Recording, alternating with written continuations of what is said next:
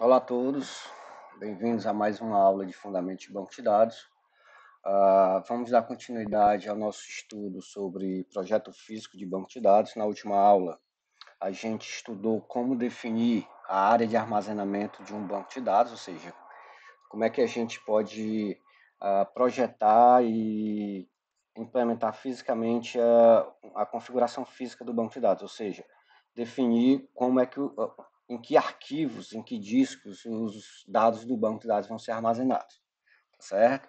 Bom, só para a gente recapitular um pouco do que a gente viu na última aula com relação à definição da área de armazenamento do banco de dados, se a gente olhar aqui para o lado esquerdo do Object Browser do SQL Server, eu tenho aqui os bancos de dados que eu tenho criado aqui nesse servidor, tá certo? Então, tem o ACAD, o estoque, lojas, loja exemplo, RH e o TPCH. Bom, eu não criei esses bancos de dados, tá certo? Com a definição da área de armazenamento dos dados deles, né? Então, qual é a implicação prática disso? Então, se eu vier aqui no raiz do disco C, tá certo? Eu vou encontrar esse diretório aqui, Program Files, tá certo? E aí a ideia da gente eu vou mostrar para vocês onde o SQL Server está armazenando os dados de cada banco de dados daquele criado, que é uma área default dele, tá certo? Então vou entrar aqui nesse Program Files, tá certo? Aqui eu tenho que entrar no Microsoft SQL Server, tá certo? Aqui eu teria que saber que tenho que ir nessa pasta aqui para vocês verem a dificuldade de localizar os dados. Aqui entro nessa pasta e aqui vou entrar nos dados, tá certo? E aqui nessa pasta vocês vão ver que para cada banco de dados criado lá, tá certo? Eu tenho dois arquivos. Então vamos pegar aqui, por exemplo, o ACAD. Então eu tenho o acad.mdf e o acad.ldf. Isso significa o quê? Que todos os dados de controle do SQL Server para o banco de dados ACAD e os dados do banco de dados mesmo estão em um único arquivo, que é esse arquivo acad.mdf criado pelo próprio SQL Server, já que a gente não definiu a área de armazenamento. Então lembre-se que o arquivo com essa extensão .mdf é o que a gente chamou de arquivo primário, tá certo? Então, isso do ponto de vista de performance é péssimo, porque todos os dados do banco de dados num único arquivo, além disso, os dados de controle, tá certo? E tenho aqui o arquivo de log, né, também criado automaticamente pelo SQL Server. No caso do arquivo lojas, né, então eu tenho aqui o lojas.mdf, tá certo? E o loja_log.ldf. Então, o arquivo, o banco de dados lojas, eu tenho esses dois arquivos aqui. Para o banco de dados lojas exemplo, eu também tenho dois arquivos, um .mdf e um .ldf, tá certo? E assim vale para todos os bancos de dados, certo? Então, vocês estão percebendo como isso, do ponto de vista de performance, é péssimo, porque todos os dados, então qualquer aplicação ou qualquer usuário que quiser acessar os dados do banco de dados, né, são 10 mil usuários em determinado momento, vão estar disputando para acessar o quê? Um único arquivo aqui, no caso do ACAD, ou então aqui no lojas.mdf. Então, todo mundo está disputando para acessar o mesmo arquivo. Então, isso é péssimo do ponto de vista de performance e do ponto de vista de administração também, porque eu não tenho como separar os dados de cada tabela, identificar onde é que fisicamente estão os dados de cada tabela, porque está tudo misturado aqui nesse arquivo, por exemplo, o .lojas.mdf, tá certo? Bom, então o que é que eu vou fazer agora? Eu vou criar o banco de dados, né, lojas, vou colocar um outro nome, e a gente vai definir a área de armazenamento desse banco de dados de acordo com aquele script que eu passei para vocês. Então, a primeira coisa, então eu vou aqui para o raiz do C, tá certo? Então, a primeira coisa que eu vou precisar fazer aqui no raiz é criar o diretório FBD, que é onde eu quero que fique armazenado todos os arquivos, né, que eu vou criar para o banco de dados lojas. Então, vou aqui criar uma nova pasta. Se eu não criar essa pasta, vai dar erro na hora de criar o banco de dados. Então, FBD, tá certo? Então, criei essa nova pasta. E venho aqui no SQL Server, né? E vou colocar o script para criar o banco de dados, né? Da forma que está no script que eu passei para vocês. Então, vou ter lá o File Group Primary, né? Que é o default do SQL Server. vou definir o arquivo primário, que é o loja.mdf, tá certo? Loja.mdf. Esse arquivo vai estar lá naquela pasta FBD que a gente criou, tá certo? O nome lógico dele é loja, tá certo? O tamanho inicial dele é 5 MB, tá certo? E a taxa de crescimento dele é 1 MB. Ou seja, quando for atingir os 5 primeiros MB e o SQL Server precisar inserir novos dados, registro dentro desse arquivo, ele vai aumentar esse arquivo em 1 MB, tá certo?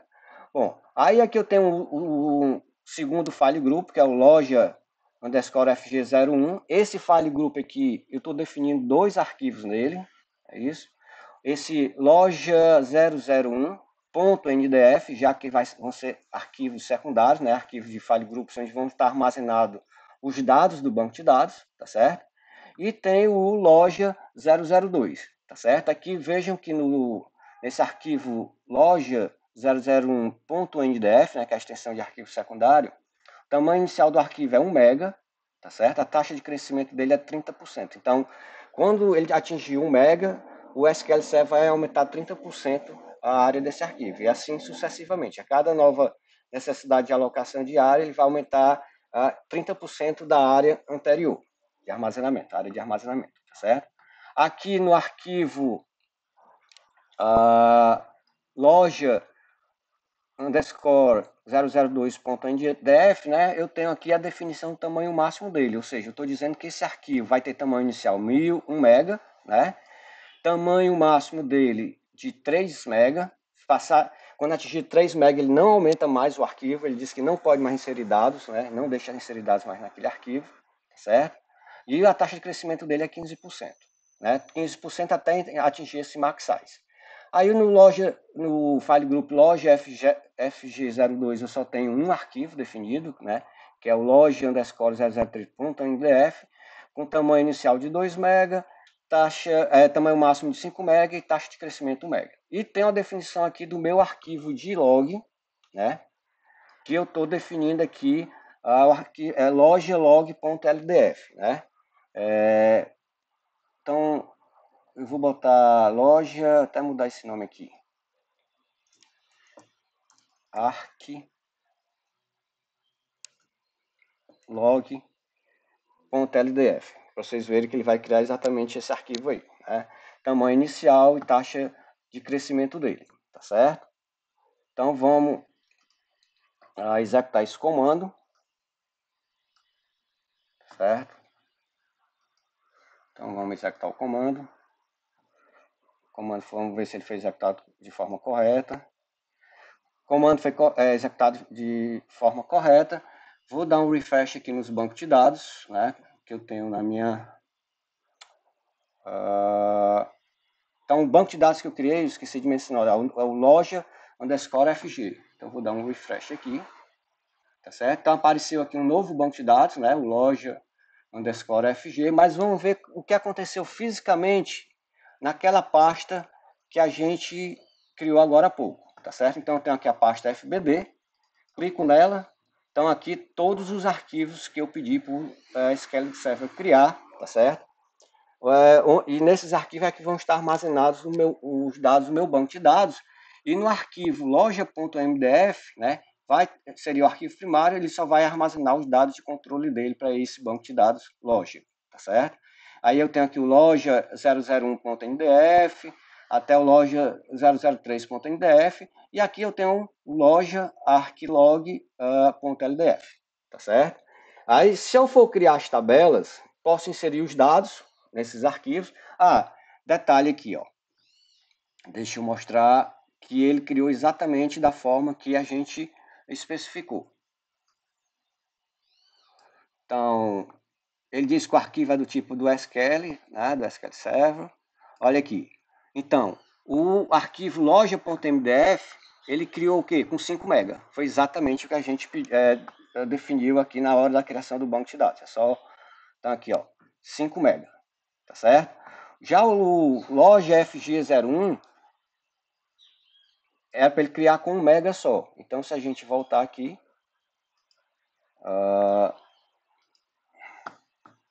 deixa eu só diminuir a janela do...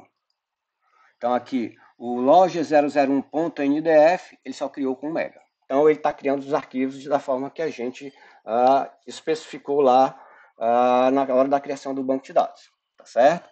Então, eu posso criar depois as tabelas, né? Vocês estão com o script, vou só abrir aqui o script. Bom, aí depois vocês podem criar as tabelas, é bom vocês fazerem essa prática para vocês se habituarem com isso. Então, eu vou criar a tabela e vou dizer em que file group cada tabela vai estar, tá certo? E depois vocês podem inserir os dados, né? Se vocês inserirem muitos dados, por exemplo, em filiais e fornecedores, né?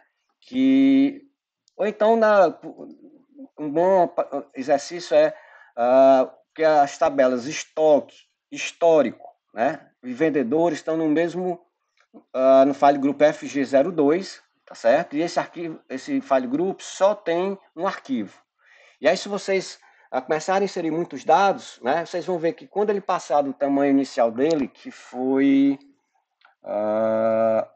o arquivo, então, o file group FG0, loja FG02 só tem um arquivo, né, que é o loja underscore 003, o tamanho inicial dele foi de 2 megas. Se vocês começarem a inserir muitos dados naquelas tabelas, porque elas estão sendo criadas para esse file group, tá certo? Então, ele vai aumentar esse tamanho inicial em 1 mega, e assim por diante, que é a taxa de crescimento que a gente definiu para ele, tá certo? Bom, e só para mostrar que isso é bem interessante, né? Porque até quando eu remover o banco de dados, então aqui eu criei o banco de dados lojas FG, né? Se eu remover esse banco de dados, né? Vamos ver o que é que vai acontecer fisicamente com os arquivos. Então, eu podia ter dado um drop database, né? Que foi mais rápido fazer dessa forma. Vamos lá. Então, vamos ver fisicamente agora a pasta FBD, tá certo? Vamos ver, a pasta FBD.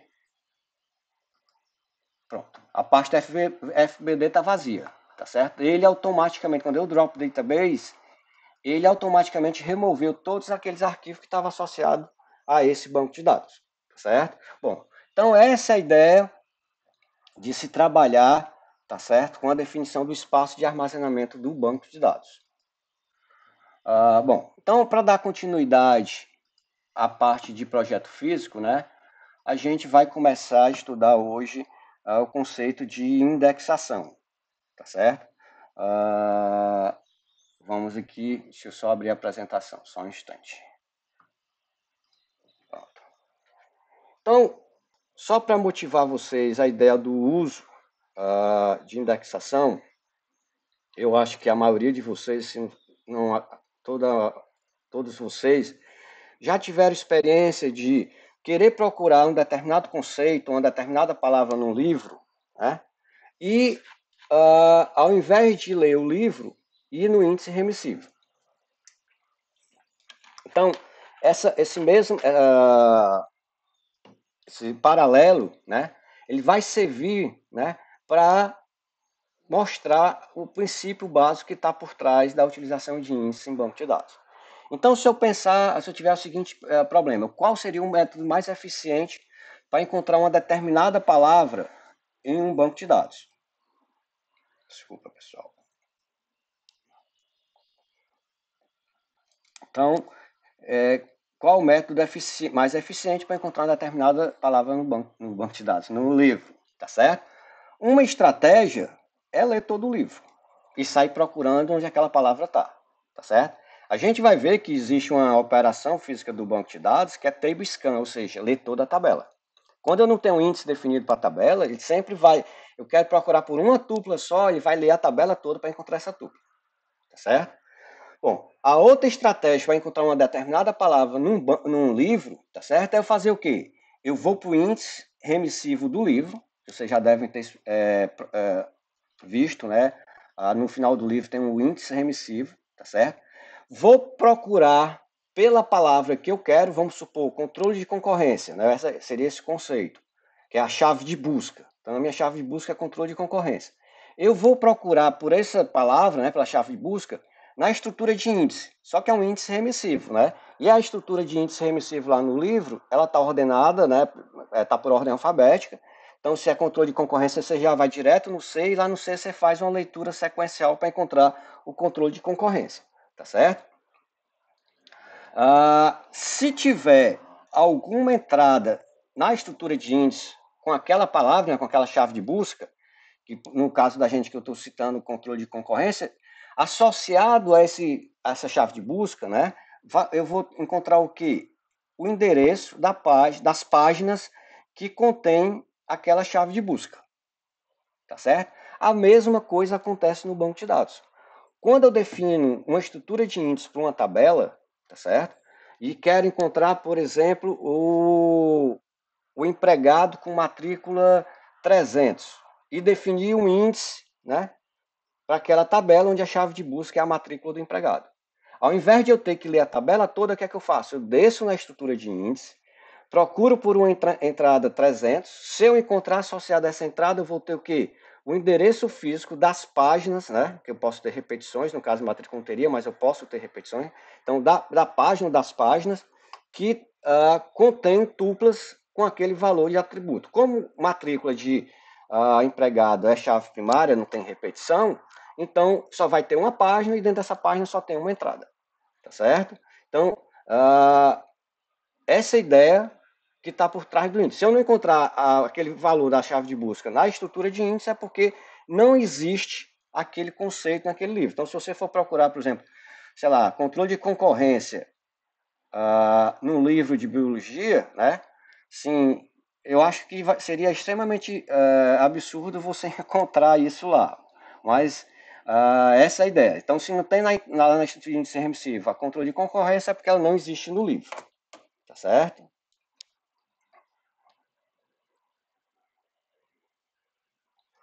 Bom, então, como eu falei para vocês, né, usando aquele paralelo do índice remissivo, então, num banco de dados, cada entrada na estrutura de índice vai ter uma chave de busca, tá certo?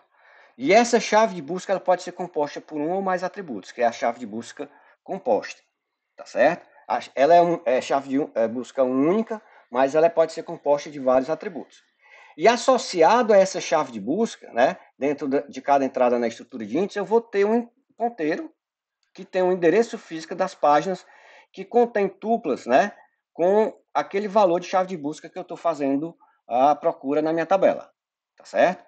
Bom, o principal objetivo de se trabalhar com índice, tá certo, é reduzir a quantidade de acesso a disco, né, para encontrar um subconjunto de tuplas. Aqui tem duas coisas importantes. Uma, quando eu leio a tabela, eu vou ler.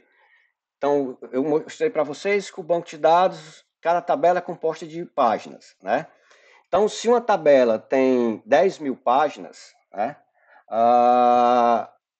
E eu não tenho índice para aquela tabela, quando for procurar só uma tupla, no pior caso, eu vou ter que ler 10.000 páginas, tá certo?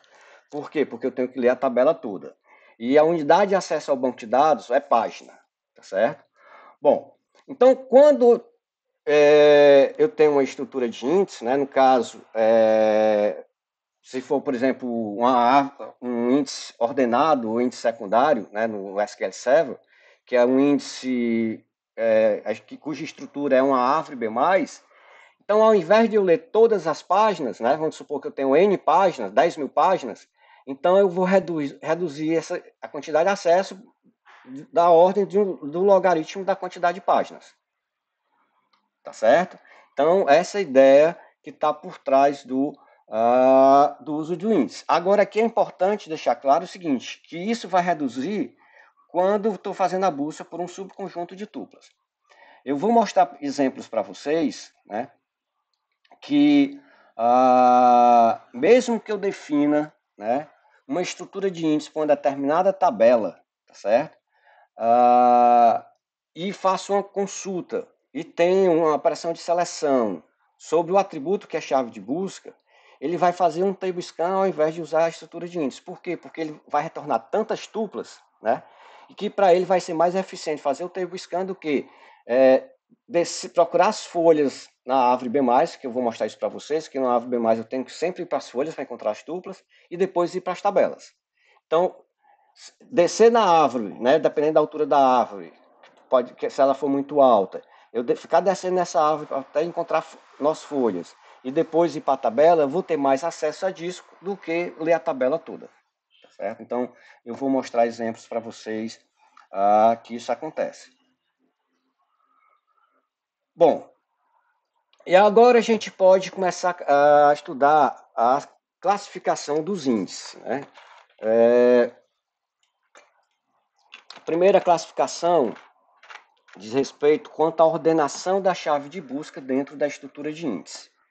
Então, eu tenho índices que são índices ordenados, tá certo? Nesse caso, né, as chaves de busca estão ordenadas dentro da estrutura de índice, tá certo? Então, vocês vão perceber que numa árvore B+, se você olhar para os nossos folhas, tá certo? Todas as entradas nos nossos folhas estão ordenadas pelo valor da chave de busca, tá certo? Bom, os índices ordenados, né, eles ainda podem ser denso ou espaço. Só uma coisa que eu esqueci de mencionar, tá certo? Então, índices ordenados, né, eu posso ter os índices primário, tá certo? E índice secundário. No índice primário, qual a diferença do índice primário para o índice secundário? Seguinte, que é o primário é o clusterizado, o secundário é não clusterizado. No índice primário, além das chaves de busca estarem ordenadas na estrutura de índice, né, a tabela também vai estar fisicamente ordenada pelo atributo chave de busca, tá certo? No caso dos índices secundários, tá certo? A tabela não vai estar fisicamente ordenada, mas as chaves de busca vão estar ordenadas dentro da estrutura de índice, tá certo? Bom, quando eu tenho um índice primário, tá certo? Eu posso ter um índice denso ou um índice esparso. No índice denso,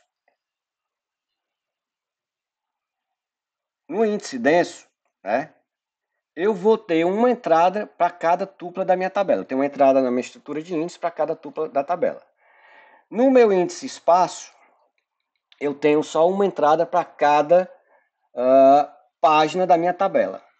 Por que isso vai ser possível? Porque as tuplas dentro da página vão estar fisicamente ordenadas pelo atributo chave de busca. Então, com isso, eu posso localizar tuplas no índice espaço com a mesma eficiência que um índice denso, no caso de índice primário, tá certo? Só que com o índice espaço, eu tenho menos entrada na minha estrutura de índice que no índice denso, porque no índice denso eu tenho que ter uma entrada para cada tupla. Aqui eu só vou ter uma entrada para cada página, no índice espaço, né?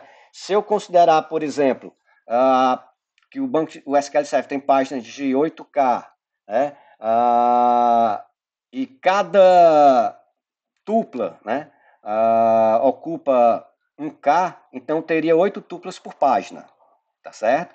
Se o índice fosse denso, eu teria que indexar todas essas 8 tuplas. Mas como isso é espaço, eu só indexo a primeira tupla da página, tá certo? Então eu vou indexar menos entradas, menos chave de busca, né? Tenho menos entrada na estrutura de índice.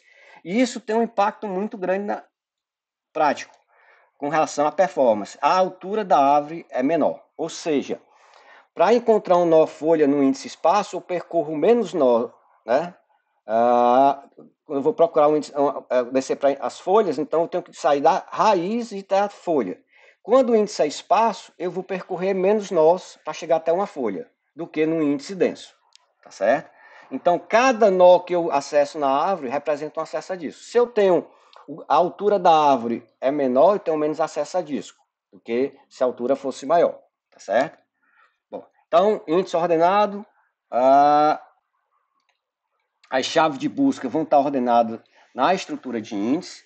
Nos índices ordenados, eu posso ter os índices primário e secundário, que é clusterizado ou não clusterizado. No primário, além de eu ter as chaves de busca ordenadas na estrutura de índice, a tabela vai estar fisicamente ordenada pela chave de busca, tá certo? E no índice secundário, né, eu tenho o quê? Continuo tendo a propriedade do índice ordenado, que é a chave de busca ordenada na estrutura de índice, tá certo? Mas não tenho a propriedade da tabela estar ordenada pelo atributo chave de busca, tá certo?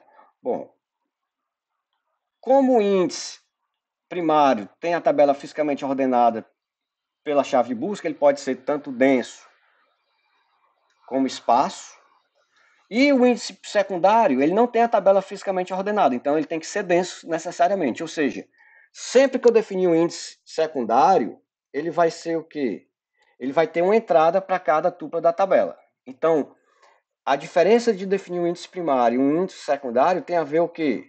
Com a altura da árvore. Porque como o índice secundário é denso, né, ele é mais alto do que se o índice fosse espaço. E como eu tenho essa propriedade de poder ter índice espaço no índice primário, então sempre na prática os bancos de dados vão criar esse tipo de índice primário, quando eu defino que é um índice primário. Tá certo? Bom, em função da propriedade de ordenação da tabela, né, ordenação física da tabela pela chave de busca, né, que é essa propriedade aqui, eu só posso ter um índice primário por tabela, porque a tabela vai estar fisicamente ordenada. Então, eu não posso ordenar uma mesma tabela por diferentes atributos, né? Então, eu só posso ter um índice primário e posso ter N índices secundários por tabela, tá certo? Bom, e o exemplo de índice não ordenado, tá certo? É o índice hash, tá certo? Então, no caso aqui, né, naturalmente, a chave de busca não vai estar ordenada na estrutura de índice, né? Então, esse é um exemplo clássico de índice não ordenado, que é o índice hash. Bom, aí aqui é só dois questionamentos para vocês pensarem e a gente discutir no próximo encontro.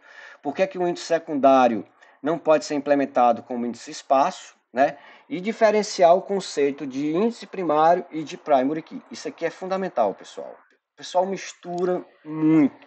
E são dois conceitos completamente diferentes. Primary key, tá certo? É uma restrição de integridade de chave, onde ela vai garantir o que essa restrição? Que não vão existir tuplas com valores repetidos por atributo definido como primary key. O primary index, tá certo? O índice primário é uma estrutura de índice ordenada, tá certo? E que também vai garantir a ordenação física da tabela, tá certo? Então, no índice primário, eu tenho a minha estrutura de índice ordenada para valor de chave de busca, tá certo? E tenho também a tabela fisicamente ordenada, que não é o caso da chave secundária, né? Da chave secundária, do índice secundário, do secondary index, certo? Então, isso é muito importante ficar claro para vocês. Então, pensem sobre isso, tá certo?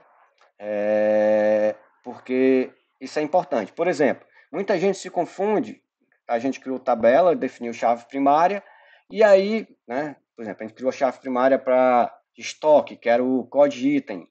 E aí, automaticamente, o SQL Server criou um índice primário para aquela tabela, tá certo? Mas ele poderia ter criado um índice secundário. Então, pensem sobre essas questões para a gente discutir no nosso próximo encontro.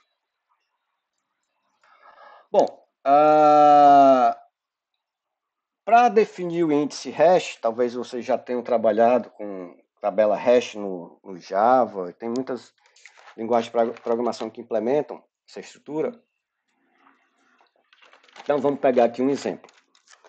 Então, a primeira coisa que eu tenho que ter no índice hash, né, que é um índice não ordenado, né, isso tem que ficar claro, eu preciso de uma função hash, tá certo? Deixa eu mudar a cor aqui. Então, eu preciso de uma função hash. Então, essa minha função hash, e vou querer indexar essa tabela aqui, vendedores. Então, aqui é a minha tabela vendedores, tá certo? E a minha chave de busca para a minha estrutura de índice hash vai ser o quê? A matrícula do vendedor, o ID do vendedor, que é essa primeira coluna, tá certo? Bom, então, o que é a minha função hash? Eu vou aplicar para cada matrícula, né?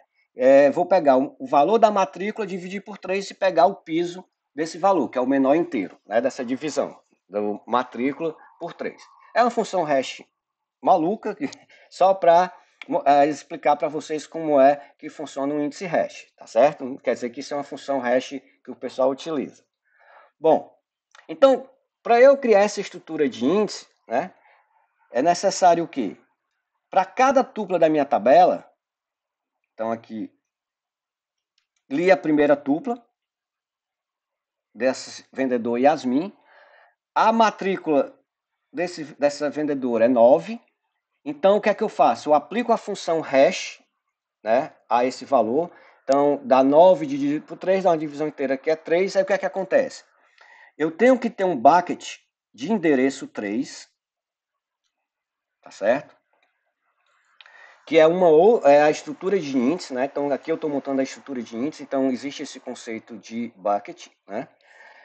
E dentro desse bucket eu vou ter várias entradas. Cada entrada seria o quê? Um valor de chave de busca que está alocado nesse bucket com endereço 3 e o ponteiro, né, para a página que contém contém a tupla com esse valor 9, né, de matrícula 9, tá certo? A mesma coisa eu vou fazer por a segunda vendedora, né? No caso aqui, então deixa eu... Bom, vou fazer agora para a vendedora Bárbara que tem matrícula 1. Nesse caso aqui, quando aplicar a função hash, né? 1 dividido por 3 vai dar 0,33. Vou pegar o piso disso, então é o menor inteiro, então vou pegar quem? O 0. Então vou ter que ter um bucket com endereço 0, onde já aloquei uma entrada aqui que é quem? A matrícula 1 e o ponteiro apontando para a página, né? Que tem empregado com esse valor de matrícula. Tá certo? Vou aplicar o terceiro vendedor, que é a Rebeca, matrícula 10. 10 dividido por 3, né?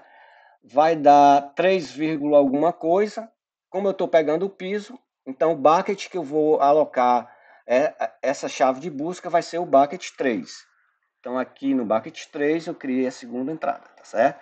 Então supondo que cada bucket só tem 2 entradas. Claro que isso em banco de dados reais, cada bucket tem milhares de entradas, tá certo? Isso é só para ilustrar a criação de uma estrutura de índice hash, tá certo? Bom, aí vou fazer isso para todos os buckets. Depois eu tenho... só um instante. Vou fazer isso para todas as tuplas, né? Depois eu tenho a vendedora com matrícula 7, que é a Sofia. 7, aplico a função hash, 7 dividido por 3 vai dar 2, alguma coisa, 2, alguma coisa, né? Como vou pegar o piso, aí eu vou ter que ter um bucket com endereço 2, né? E já aloco a entrada 7 e o ponteiro apontando para a tupla que tem a matrícula 7.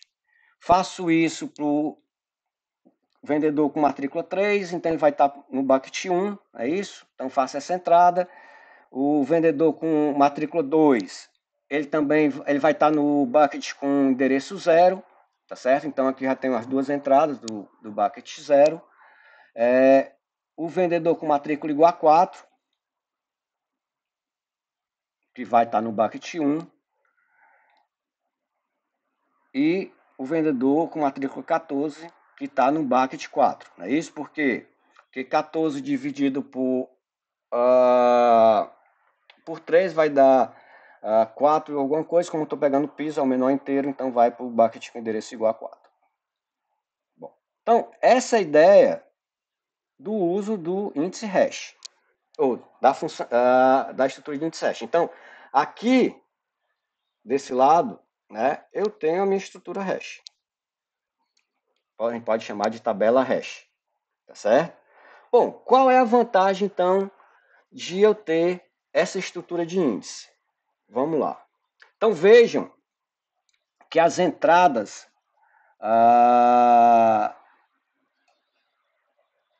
na minha estrutura de índice, eu não vou garantir que elas vão estar ordenadas, pessoal. Aqui foi só coincidência, então não tem nenhuma garantia que isso aqui vai estar ordenado. É a ordem de inserção, tá certo? Eu poderia ter o empregado 2 tivesse aparecido antes do empregado com matrícula 1, aqui a entrada no BAC estaria 21, tá certo? Então, isso aqui só foi coincidência. Então, esse aqui é um índice ordenado que eu não tenho ordem, né, dentro da estrutura de índice. Eu não consigo garantir que eu vou acessar as tuplas via estrutura de índice de forma ordenada, tá certo? Bom, então, qual a ideia? Então deixa eu voltar aqui, que é um conceito importante. Que aí o bucket, o índice hash, ele começa a perder em eficiência. Só retornar aqui, pessoal.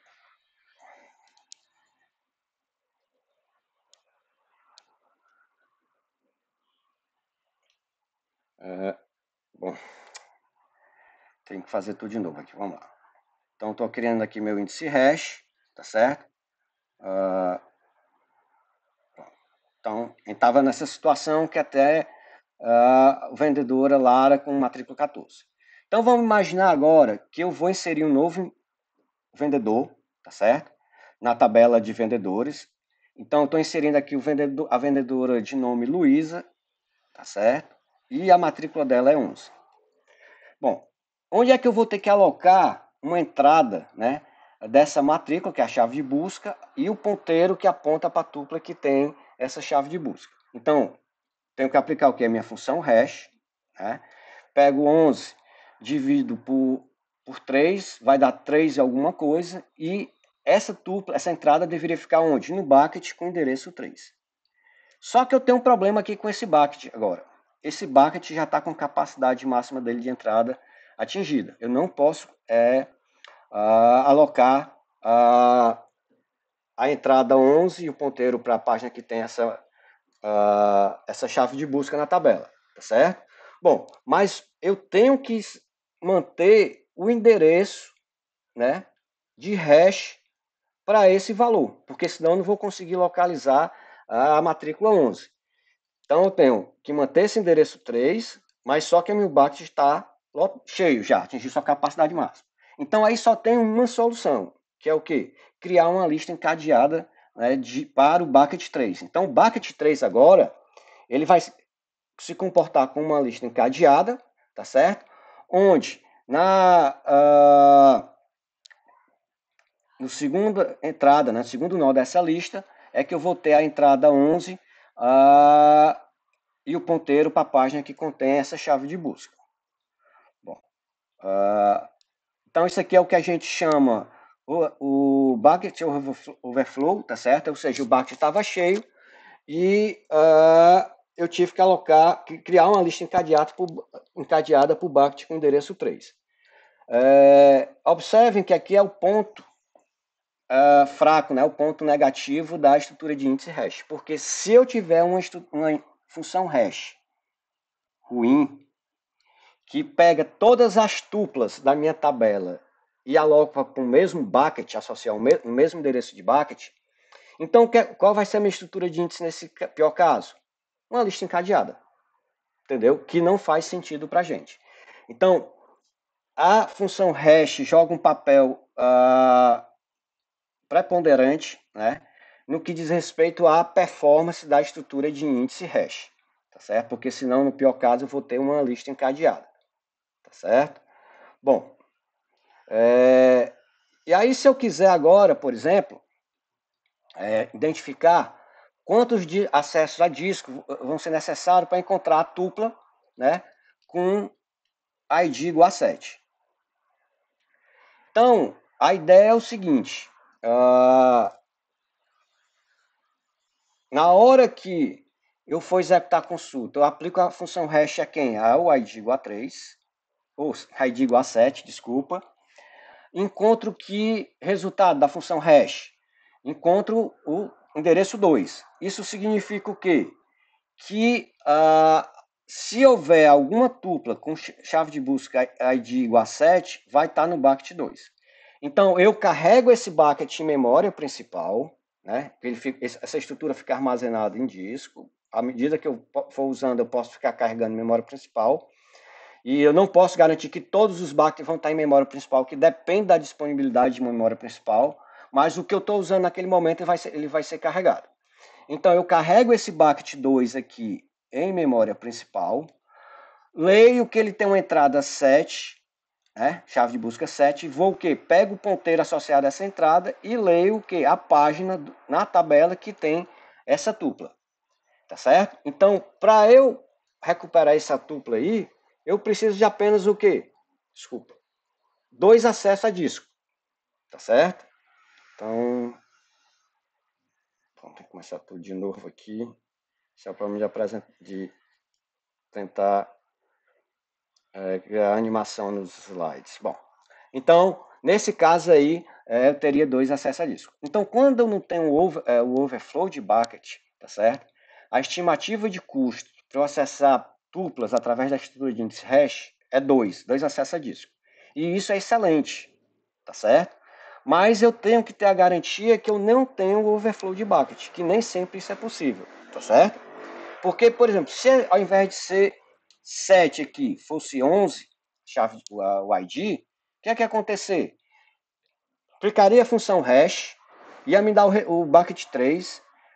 Como o bucket 3 é uma lista encadeada, eu teria, no pior caso, ler todas as entradas dessa lista encadeada. Então, eu perdi a propriedade de ter a estimativa de custo para acessar tuplas através da estrutura de índice hash igual a 2. Ou seja, que a estimativa de custo é a quantidade de acesso a disco, pessoal. Isso a gente vai falar muito sobre isso em SGBD no próximo semestre.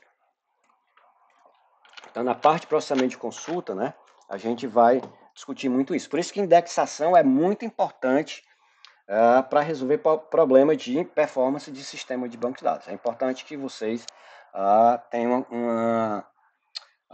uma ideia muito boa de como funciona a estrutura de índice. E a outra observação que é importante aqui é que em SGBD a gente vai ver essas estruturas de novo. Aqui é só para fazer uma introdução para vocês dessas estruturas de índice, tá certo? Tanto que eu não vou cobrar para vocês especificidade dessas estruturas de índice nessa disciplina. É só para mostrar para vocês como funciona índice, né? O que é que a ideia está por trás do conceito de índice, né? Que é acelerar o acesso ao subconjunto de tuplas, né? De uma tabela, porque eu defino um índice para uma tabela. Saber que existem índices ordenados e índice não ordenado, como é que é um índice ordenado, que é um índice hash, e a gente vai ver a ideia de índice ordenado, né, a partir de agora. Mas eu vou preferir deixar essa definição de índice ordenado para falar com mais calma para vocês, né, na próxima aula. Eu vou gravar ainda essa aula para falar de árvores B+, tá certo? Porque aí vai envolver eu não vou, como eu falei para vocês, eu não vou cobrar isso de vocês, esses conceitos específicos dessas estruturas de índice. Mas aqui em árvore B+, é importante saber que é uma árvore balanceada, que eu posso calcular a altura dessa árvore, tá certo?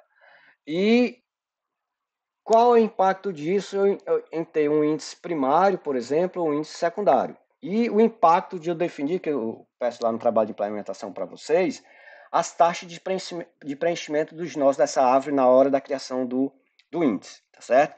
Então, esses conceitos a gente vê na próxima aula e termina na próxima aula já essa parte de projeto físico de banco de dados, que é referente a essa disciplina, tá certo? Em SGBD a gente vê outra parte, que tem a particionamento de tabela e tal, mas não é foco dessa disciplina, não é o escopo dessa disciplina, tá certo? Então, até a próxima aula, tá certo? Aí com a próxima aula, vocês já podem resolver todas as questões lá do trabalho de implementação de vocês. Então, até a próxima aula, pessoal, e cuidem-se.